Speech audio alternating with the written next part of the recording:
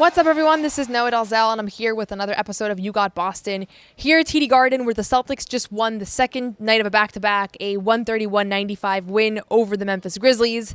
This was a fun game. This was the game that they very much needed after a bunch of close ones and a couple of tough losses on that road trip that they easily could have gone 3-0, and in the end, they finished that road trip 1-2. And they played a Memphis Grizzlies team that has struggled this season, that was without John Morant. And so similar to how I felt after the Wizards win last week, where it was a great win and a lot of guys stepped up. They weren't playing the best competition, but at this point, who this roster is, who this team is, every win matters, every game matters, and I think you really want to see them be able to kind of pull some of these out without Jaylen Brown playing 35 minutes and without it going down to the final possession. And they took care of business tonight. And so the first thing that I'm going to start with in this episode, and I was really looking forward to recording tonight. It's a lot easier to record after wins, I will admit that. But I wanted to talk about the backcourt because I had really high expectations for both Derrick White and Payton Pritchard entering the season, and that's because both of those guys were coming off great years. Both of those guys have shown to be elite three-point shooters. And I thought to myself, okay, they have an opportunity now to be higher volume players, higher usage players. And yes, it's going to be a little bit harder. They don't have some great stars and playmakers around them, and Jason Tatum, Drew Holiday, Al Horford.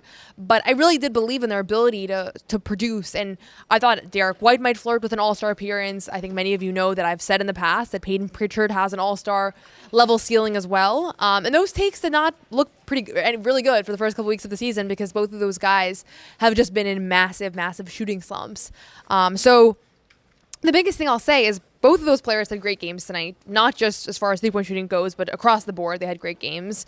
Payton Pritchard finished with 24 points, 9 assists, 6 rebounds, and he was a career best plus 42. That is the best plus-minus that he has ever had in his NBA career. Derrick White had 20 points, 4 assists, 5 rebounds, 2 steals, and the important thing, I think, as it relates to three-point shooting, both of those guys shot well from beyond the arc. And I think that's been the number one thing that has been really, really hard is that even when they're doing other things well, Payton's had some really good offensive performances where he is scoring well in the paint. And Derrick's had some games where he's played some great defense and he's near the top of the league right now in steals and blocks. They have not been able to find a rhythm from the outside. And tonight, both of them shoot 50% from three. Payton goes 5 of 10. Derrick goes 3 of 6. And the Celtics as a whole shoot 41% from three. So this was what they needed. At the end of the day, when you don't make shots, the offense looks stagnant and everything looks bad. And when you do make shots, everything looks great. And I'm never going to overreact to a shooting performance in both directions. I've said this many times on this show and others.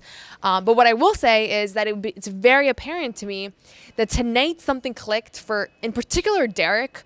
You could see that he was playing with a level of joy that he just hasn't had this season, and he has been down on himself. It's been hard. He talked about it pretty extensively post-game that everybody's telling him, we believe in you, you're going to make your shots, and it's like the more they say that, the harder it gets sometimes to find a way to break out because everybody believes in you. They know that they want you to take those shots, and you're still overthinking it. And Derrick White credited Matt Reynolds for being somebody who has been in his ear quite a bit. Matt Reynolds, one of the assistant coaches on the Celtics, who was also the Summer League head coach. He's Derrick's guy on this coaching staff, and he has been a source of joy and trying to keep him spirits high and everything, but it's hard. And so Payton and Derrick are near the bottom of the league as it comes to like guys whose three-point percentage has dropped from last year to this year. I saw a graphic earlier today, and it's like they were within the bottom 5. They both have just dramatically reduced their three-point percentage.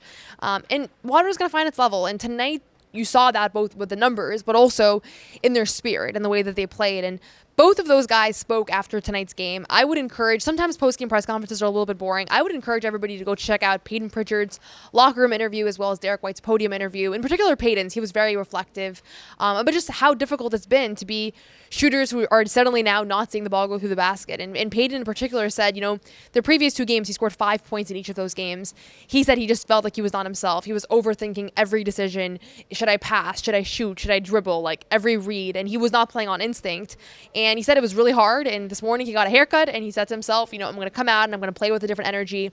And it showed in the numbers. It showed in his performance. And it was apparent from the jump that it was a different Payton Pritchard than the one that we saw last night in Philadelphia and the night before, or 2 nights ago in Orlando. And so that's a great thing. I know the fans ride the highs and lows of these players' shooting slumps, but they can't ride those.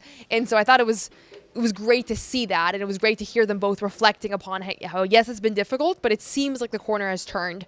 And I will say, Derrick White was one of my positive takeaways from the Philadelphia game, even though he was 7 of 20 from the field in that one, because he had that extra like bounce in his step, and he had that level of like spirit that he was playing with. He was more aggressive, and that's what you want to see from him. So the shots are not always going to fall, but you don't want him to have his head down. You don't want him to seem like he's losing his confidence or his mojo, and I do think you saw that a little bit in the early parts of the season, especially from Derrick, but really both of those guys. I think you're seeing that a little bit from Sam right now, who was 1 of 7 from 3 tonight, missed his first 6 attempts, and when he finally hit one, he was like, thank God.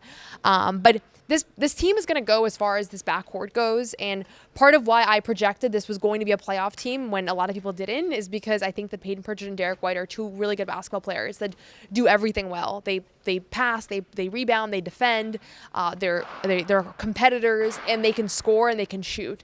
But you take away the shooting abilities, and this is a game that ultimately is all about, can you make your shots and can you put points on the board? Tonight they score 135 points, and 131 points I should say, and that's in large part because the backcourt finally gave you the production, 44 points combined, that you know they're capable of. And also, Payton Pritchard, I'll say this, 9 assists, 0 turnovers. Like, that's been his MO for a very long time in this league. He has been near the top of the league when it comes to assist to turnover ratio. So big shout out to both of those guys for, it seems like, beginning to turn a corner here. We'll see how it goes when they face the Clippers on Sunday.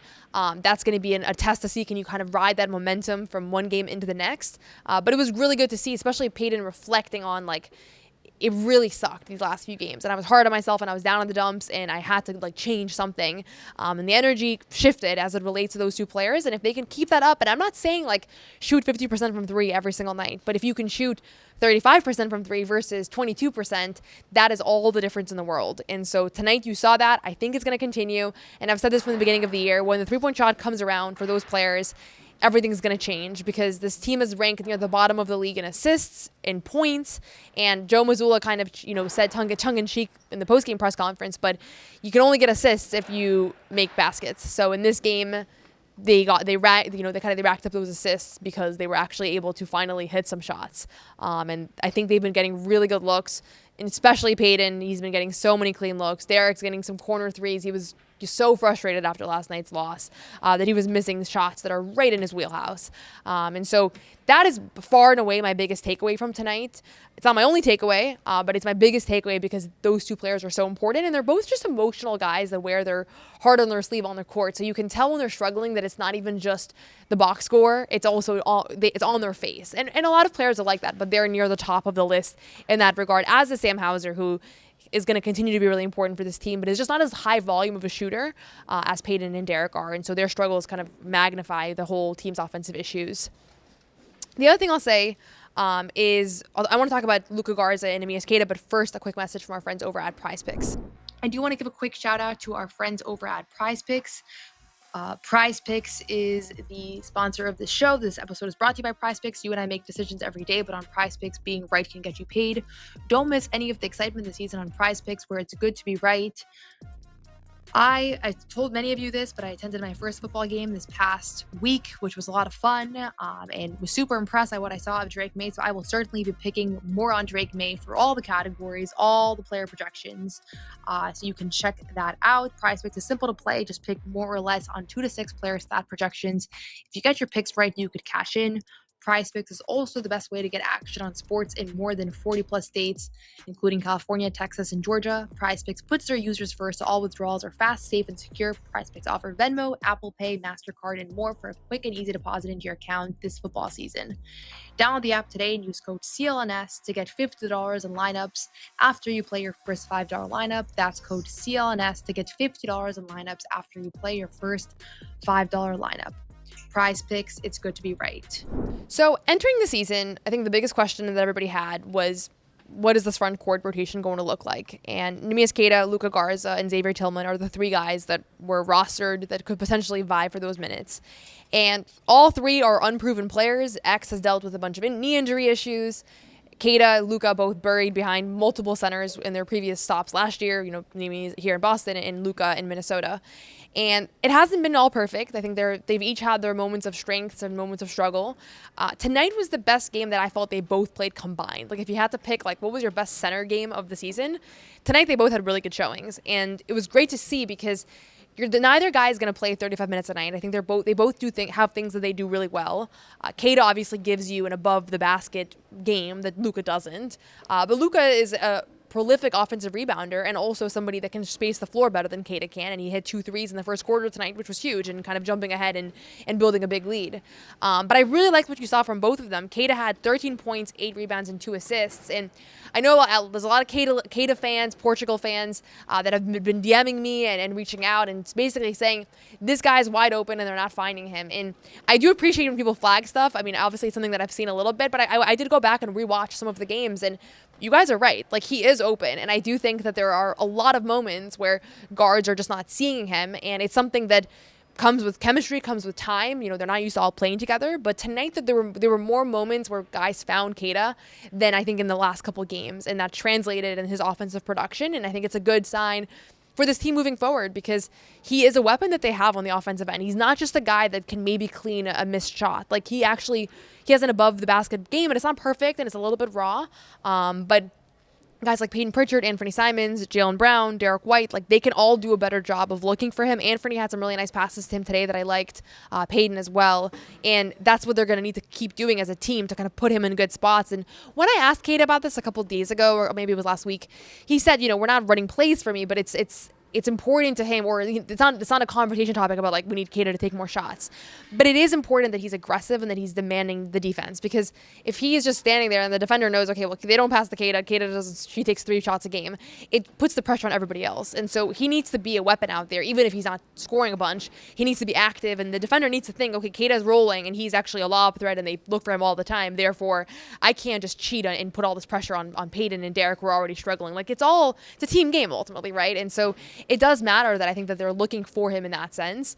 And tonight you saw some good moments of that. You also saw Luka Garza follow. It's been a couple of really nice games for Luka Garza. 14 points, 7 rebounds for him. He was 2 of 3 from 3. If the three-point shot is real, which it hasn't been really in his NBA career, but he was a good shooter in college, like that's another dynamic to his game and to the Celtics that is super impactful, because ultimately, like, there are not a lot of bigs that can crash the glass and be out there defensively and do all those things and then also shoot threes. It's still a skill set that is highly desired in the league, which is why the Celtics have struggled to find those players right now. But they each played a significant portion of minutes tonight, and they both did things really well. And just like with Payton and Derrick, with these two guys, it's like they're both important. It's not just one guy. You know, Queta can play a great game, but if he's only playing 28 minutes, you don't want to lose the Luka Garza minutes, and vice versa. And Queta has been much better in the plus-minus department, which is sometimes has to do with combinations, but I think it is indicative of the fact that he's had a stronger start to the year than Luka has. But Luka has had a great week here, and I did a full story. You can check it out on Celtics blog. I talked a little bit about this in yesterday's episode as well, but Luka Garza is known for being this hard-working player. That is what got him to where he is now.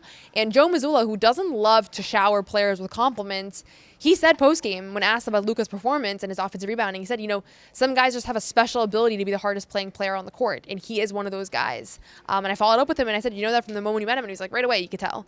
And I asked Luka about it, and he said, yeah, when you're not that athletic, you have to figure it out. And so you see it in every moment. I think that's the gift that he brings to this team. Is this is a scrappy team that they want them to play really, really hard and be the harder playing team at all moments. And when you have a guy on the court that you can pretty much guarantee, there's been maybe a couple of possessions all year where he hasn't been the hardest playing player. That's a great thing for you, because it's contagious and that's a tone that everybody else has to follow. So big shout out to Queta and Luka in kind of solidifying that it's not going to be every night, and this wasn't the most formidable front court, you know, here in Memphis, but certainly, you know, Jared Jackson Jr. has been is on a supermax contract. Jock Landale has been in this league for a long time. So it's great to see those guys kind of put up these big performances and also come in and give you something new. Like, I don't want Luka checking in to me now. There's a significant decline in what the center production is going to look like. And right now, that's what we're seeing, right? So that's been really great as well. The last thing I wanted to mention is Jordan Walsh, who started for the first time this season and the third time in his career, and did a great job defending. And now he's guarded in the past week. He's guarded Tyrese Maxey, Paolo Banchero, and now Jaren Jackson Jr. And that's like 3 completely different players. It's super impressive that he's able to bounce around and go from guarding a shifty 2-guard to a guy who was a post player and a defensive player of the year. And that's what he's been able to showcase. And it's a credit to his athleticism and length and some of his raw intangibles, but also his ability to follow the game plan. And he forced some offensive fouls. He made life difficult. I don't know who he's best suited to guard between. It's too limited of a sample for me to say, like, okay, he's best on a player like Tyrese versus a player like Jaren Jackson, etc. But like, the good thing is that you're seeing, A, that he's gaining the trust of his coaching staff, and B, that he actually is a really good defender. And now you might have 3 guys in Ugo, Josh, and Jordan that are all kind of have a similar overlapping skill set of guarding with 100% of your soul. And right now, Jordan has the upper hand in the rotation, but Ugo started a game this season.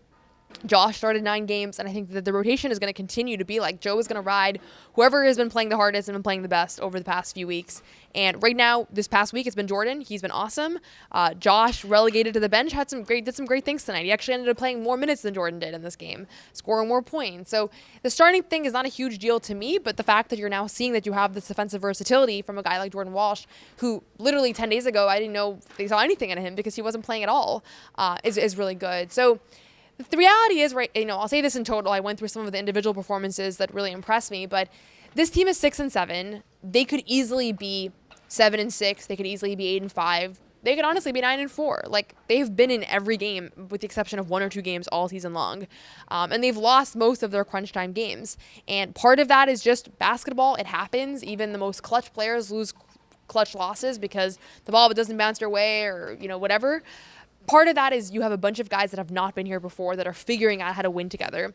But Joe Mazzulla was asked by Gary Washburn after the game, like, what have you learned about your team 13 games into the season? And he said, they care. They care. There's a high care factor. And that's a great thing because it's still really early on. There's a lot of challenges that they're going to continue to have to overcome. But they played 13 games in 22 days. It was a really rigorous start to the season. And I can say, as a reporter I've been to every one of these games. I've been to every single road game so far this season.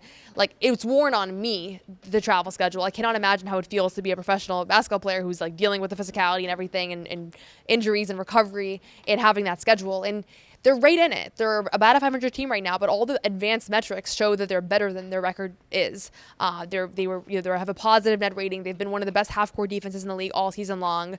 And then when their shots fall like they did tonight, you're like, okay, this team's great. And that's kind of been the holdup so far. And so they're not going to shoot 41% from 3 every night. You're not going to get, great games from Derrick and Payton. And Jalen, who I haven't even mentioned today, had another really solid performance. 6 assists, 6 boards for him. He shot 50% from the field. I think he finished with 19 points in this game.